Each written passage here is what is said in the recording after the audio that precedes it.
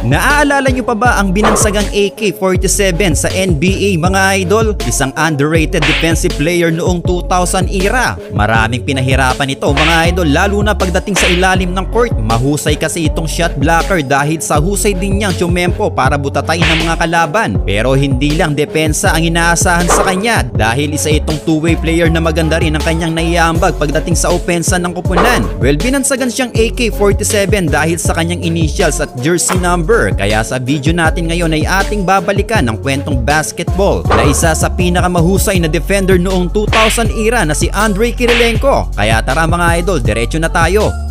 Si Andrei Kirilenko ay pinanganak sa Soviet City sa bansang Russia. Hindi na nakapagtataka pa na maging mahusay na manlalaro itong si Andrei Kirilenko mga idol dahil parehong kanyang mga magulang ay mga athlete. Ang kanyang nanay ay naglaro sa women's basketball sa Russia at ang kanyang tatay naman ay isang football player. Maagang nahubog ang talento ni Kirilenko sa paglalaro ng basketball dahil 10 taong gulang pa lamang ito ay naglalaro na siya sa isang organized basketball. Kaya naman bata pa lang ito mga idol ay batak na ito sa mga mamang laro.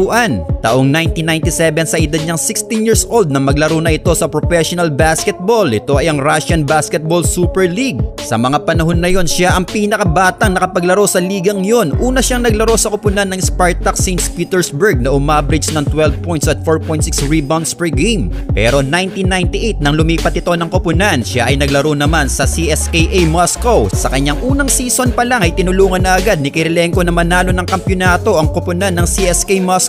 Napabilang din agad siya sa Russian All-Star Game at lumahok at nanalo din sa Slam Dunk Contest. Dito siya nakita at tinalok ng mga NBA scout na lumahok sa NBA draft. Kaya 1999 NBA draft sa edad niyang 18 anyos ay napabilang nga ang 6'9" forward na si Andrei Kirilenko sa NBA.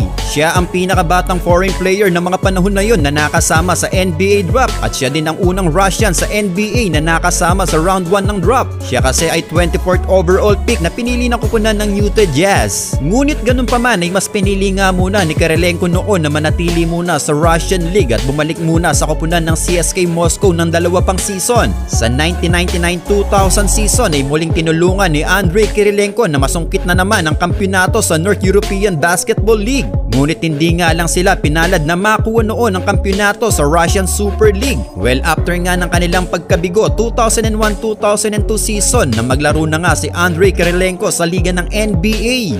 Nakasama niya sa Utah Jazz noon ang duo na si Stockton at Malone na sa panahon na yon ay nalalapit na din ang kanilang pagre-retiro. Sa kanyang unang season sa Jazz ay buong 82 games ang kanyang nilaro mga idol na umaverage ng 10.7 points per game, 4.9 rebounds, 1.4 steals at 2 blocks per game. Rookie pa lang ito ay nagpakitang gilas na agad ng kanyang defensive skills. Pumangatlo siya noon sa Rookie of the Year voting kasunod ni Richard Jefferson at Pau Gasol. Ngunit hindi nga lang siya pinalad sa award na ito pero napabilang naman siya sa NBA All-Rookie First Team. Sa kalagitnaan naman ng season nang ipinwesto siya ng Jazz bilang starter ng koponan. Na-injury kasi si Karl Malone noon kaya naman mas humaba ang kanyang playing time. March 15, 2002 nang pinatunayan pa niya na hindi lang sa depensa siya maasahan ng koponan dahil sa petsang ito nang itala niya ang kanyang career high in points sa kanyang rookie season matapos itong magtala ng 27 points kontra Detroit Pistons. Well, naging malaking tulong nga agad si Kirilenko sa Jazz sa kanyang rookie season. Nakapasok sila sa playoffs noon, yun nga lang ay nalaglag agad sila sa round 1 ng playoffs ng Sacramento Kings.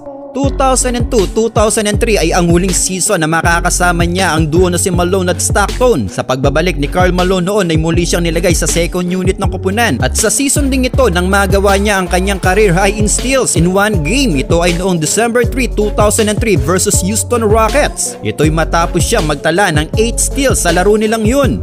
2003-2004 season ang masasabi nating isa sa pinakamagandang season na nailaro ni Andrei Kirilenko sa kanyang karera. Dahil sa season nga ito ay nabuwag na ang duo ng Jazz na sila Stockton at Malone. Nagretiro na noon si Stockton habang lumipat naman si Karl Malone sa Lakers na nagbaka sakali na makakasungkit siya ng kampyonato bago magretiro. Naging key role player naman si Andrei Kirilenko ng Jazz. Humaba sa 37 minutes playing time ang naibigay sa kanya at hindi naman pinahiya ni Andrei ang Jazz dahil umaverage siya noon ng 16.5 points per game, 8.1 rebounds, 2 steals at 3 blocks per game. Ito na ang pinakamaganda niyang stats sa kanyang buong karera sa NBA. At sa season din niya ito, naitala ang kanyang career high in points in one game. Ito ay nangyari noong February 17, 2004 versus Miami Heat matapos siyang makapagtala ng 31 points sa laro nilang yun. Well, malaki ang in-improve ng kanyang performance mga idol, kaya naman nakasama nga siya noon sa All-Star Game. Ito ang kanyang una at huli na din mga idol dahil hindi na ito nasundan pa.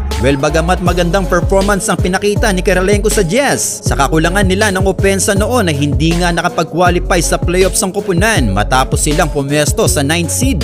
March 25, 2006 kontra Sacramento Kings na maitala naman niya ang kanyang kaisa-isang triple-double stats. Dito din niya nakuha ang kanyang career high in blocks in one game nang makapagtala ito sa laro nilang yon ng 15 points, 14 rebounds at 10 blocks. Talo nga lang sila noon sa final score na 91-89. Mahusay talagang shot blocker ito mga idol. Ang isa sa pagbibiliban mo sa kanya ay ang kanyang timing sa pagbutata sa mga kalaban. 2006-2007 season ang pagkakataon sana ni Kirilenko na makaabot sa NBA Finals. Marami na siyang nakatulong kasi noon sa koponan. Nakasama niya sila Carlos Boozer, Derek Fisher, Paul Millsap, Mehmet Okur at Deron Williams. Nanatili pa rin naman siyang starter ng koponan pero fourth option na nga lang siya sa opensa na kung saan ito din talaga ang gusto ni Kirilenko noon mga idol ang makapag-focus sa depensa. Tinapos nila ang regular season noon with 51-31 win-loss record na pumang-apat sa pwesto sa West. At sa kauna-unahang pagkakataon nga ng kanyang karera ay nakarating sila sa Eastern Conference Finals. Nakakaharap nila noon ang pader na koponan ng San Antonio Spurs na pinamumunuan na ng kanilang big three na sila Duncan, Ginobili at Parker. Well, kitang-kita nga noon ang pagkadihado ng Jazz. Isang beses lang silang nakasungkit ng panalo at sa huli ay natalo nga sila sa West Finals. Isang dekada o 10 taon ang nailaro ni Kirilenko sa koponan ng Jazz, ngunit sa kasamaang palad ni hindi ito nakaranas man lang na umabot sa NBA Finals. Taon 2011 na magkaroon ng NBA lockout, nagdesisyon noon si Kirilenko na bumalik at maglaro muna sa EuroLeague sa koponan pa din ng CSKA Moscow. Although na-resolve din agad ng NBA ang lockout, ay pinili muna ni Kirilenko na tapusin na ang season na yon at hindi muna bumalik sa NBA.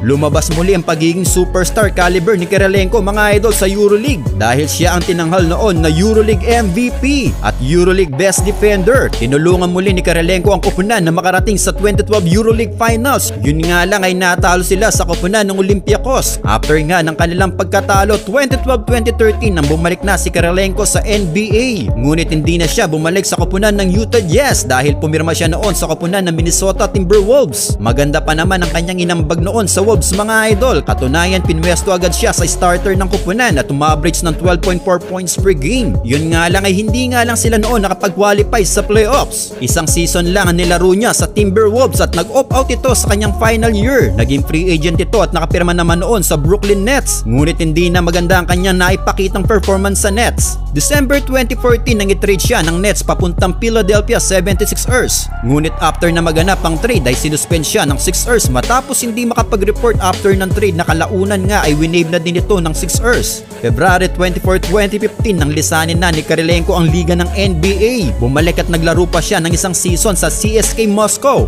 Ngunit dahil na rin sa kanyang edad at paghina na rin ng kanyang laruan ay hanggang Final Four na lang ang inabot ng koponan. June 23, 2015 nang opisyal na nga inanunsyo ni Andrei Kirilenko ang kanyang pagreretiro sa larangan ng basketball. Well, kayo mga idol, ano ang masasabi nyo sa naging karera ng binansagang AK-47 sa NBA na si Andrei Kirilenko?